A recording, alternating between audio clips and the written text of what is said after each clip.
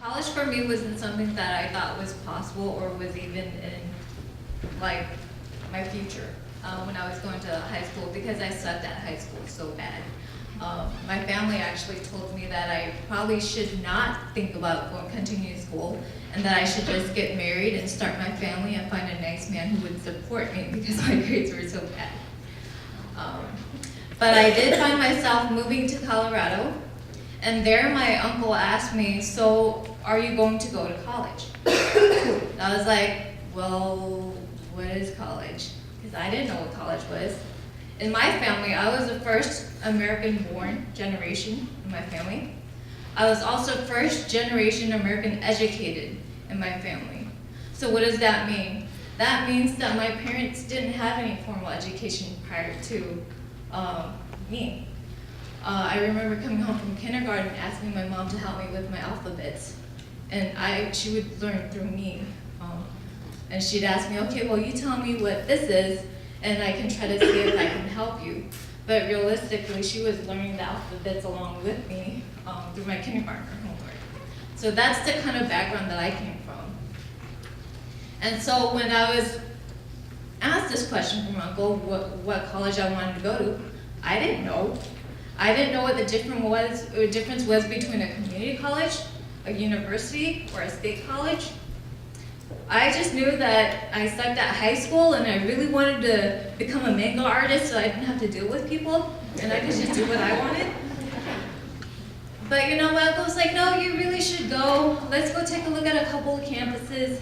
And that's what kids your age should be doing anyways. When you're done with high school, you go to college.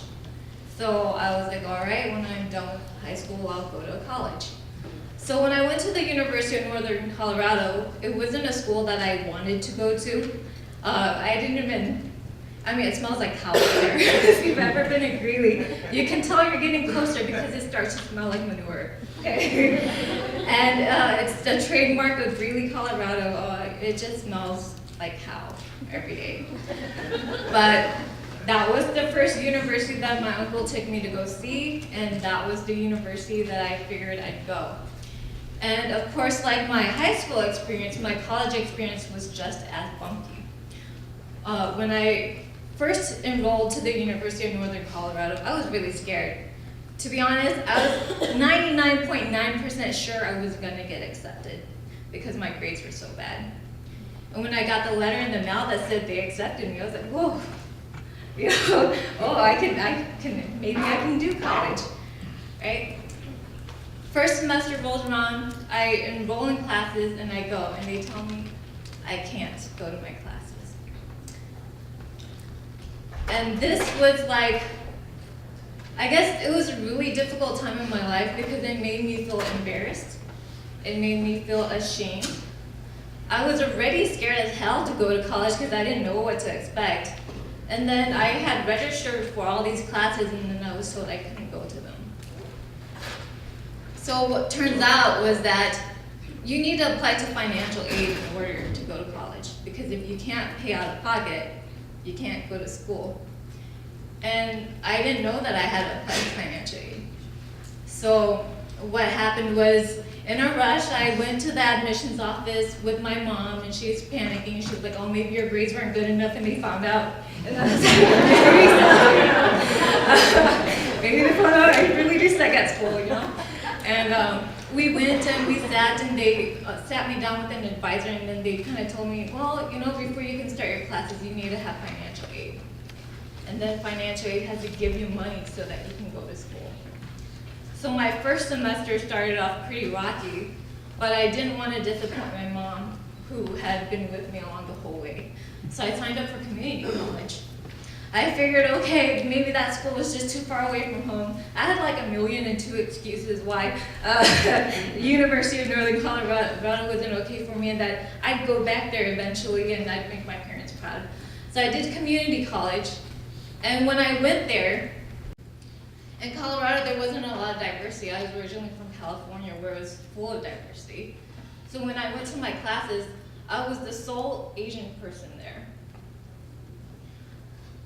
And when the teachers spoke and everybody pulled out their syllabuses and their books, I was like, what the hell are they doing? I didn't have any of that. I don't know what they're talking about.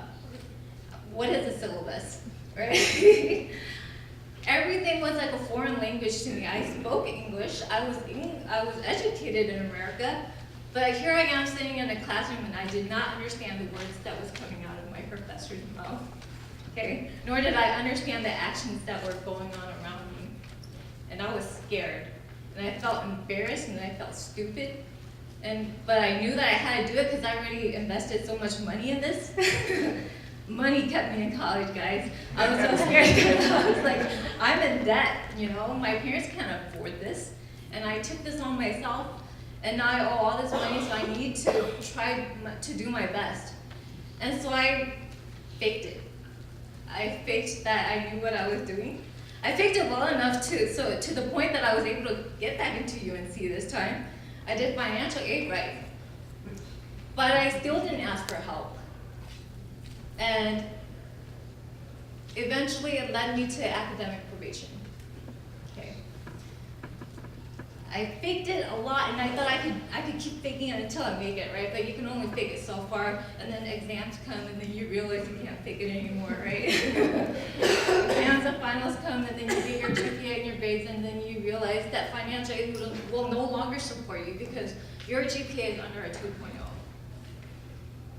And I teetered between a 2.0 for a semester, and I got really scared, and I didn't know who I could talk to or what I could do so that I could stay in school. All I knew was that I could not fail, because failing meant that I failed my family, it meant that I failed my culture, it meant that what my parents' hopes and dreams were looking up to was nothing, right? That people like me could not do college. And that my younger sisters who had hoped of going to college were gonna go down the drain with me. So I braved myself enough to go talk with one of my professors and ask, what can I do because they're gonna kick me out of school? And then he told me, don't you have an academic advisor? It's like, what's that? Right, you're supposed to have an academic advisor when you first go to college, but I didn't even know what that was. So eventually I learned who my academic advisor was, and they told me, well, you know, if you retake this class and you do well enough, it'll bring your GPA high enough so that financial aid will support you again. And so that's what I did. For the next year, I worked really hard to make sure that I got an A in that class so that I would get financial aid again, so that I could continue school. And then right after that semester, back to academic probation. And this time I thought, for reals, they're gonna kick me out. I need to get my act together, and I really need to do this right. And I still didn't ask for help because I didn't know who I could go to. Nobody in my classrooms looked like me. The town smelled like cow. And I hated it there. I dreaded every day that I went to class. Sometimes I didn't even feel like it mattered if I went to class or not because people wouldn't even notice if I was there missing or not. But somehow I managed to get my grades back up again. And I thought I was graduating, right? So they sent me a little letter like, oh yeah, you can walk this spring with everybody. And I walked. But in my heart, I was scared as hell that they're gonna catch me, okay? And they're gonna take that degree and I'm not gonna graduate. And that's exactly what happened. I walked that spring, and then I got a call afterwards, after I had walked, and my grandparents were there with me too, at my commencement, and it was embarrassing as hell, and I was so scared, and I was so disappointed in myself. My grandparents sat in the wind. My graduation sucked, guys. It was outside and the wind was blowing so bad they just made us all stand and turn our tassels. that was my graduation. But my grandparents, who were like in their 80s, came and sat out there to watch me walk. And so I got a phone call saying, hey, you know, you didn't graduate, you're not gonna get your degree. And I remember crying and telling my mom, it was so hard to tell my mom. I apologize, it was so hard to tell my mom that I didn't get my degree and that I didn't graduate. And it still hurts me today because I saw the look on her face, but she was so proud of me, and she hugged me and she told me that it was okay and that I could try again.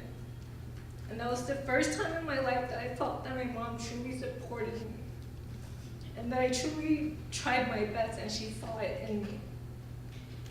And so it was only a couple of months that had gone by in the summer. And then I got a call from the admissions office. And it was like an angel had heard my prayers or something, but she told me, you know, if you retake this class and you do really well and you bring your grade up past the 2.0, you can get your degree. And so that's what I did. I registered for the class, retook it, worked my butt off that summer, and got an A in that class, and I got my degree. And that was my first experience in college, and it sucked. And I didn't think I'd do college anymore after that, but you know, as time went by and I started working, and I was like, you know, this isn't really what I wanted to do. And I thought about my college experience, and I was like, you know, it really sucked the first time, but maybe now that I know how to navigate my way through college, I might have a better chance. And so my second time in college was actually here at Minnesota State University in Mankato. And I remember that I decided I would do communication studies because I really sucked at it the first time, right? I didn't ask nobody for help. I was really scared to talk to anybody. And I was actually in Dave's class. And I remember I hated whenever Dave called on me because I was, oh shit, I'm gonna have to talk to all these people. And I wore my orange coat throughout the whole semester. I'm pretty sure throughout my whole college career in communication studies. But I met a lot of really great people in the department. And they were all very supportive. And you know, if it wasn't for individuals like Dr. Sekimoto and Dave and Chris and Leah and everybody there, I don't think I would have continued education or do so well in public speaking. I'm only able to speak in front of you all today because I hated being called on in class. So dread it now, but you'll be thankful for it later. But you know, the second time in college, it was a lot easier. I asked for help. And I looked for people to find guidance. And I actually graduated with a 4.0 GPA and became commencement speaker. So although it was really rocky start for me, I tried it again a second time and it worked really well. And I would continue on to go to get my master's in mental health counseling because I noticed that it was something that was so needed with not just first generation college students, but just people in general. Life happens and we take that with us to class. So what can we do to better ourselves, to empower ourselves, and what can we do to give back to the community and help students do better? And so that's what I took with me to graduate school. And I graduated in mental health counseling with a 3.98 GPA. If it wasn't for that minus, that A minus, I would have had a 4.0, but you know, so it was a rocky road, but I learned my way to navigate being somebody who wasn't from a culture of education to being where I am today. And you know, although I don't like college much still, I do plan on pursuing my doctorate in the future. And so I spent the last 14 years of my life in college, something that I don't really like doing, but I do believe I will continue to pursue it. So thank you very much.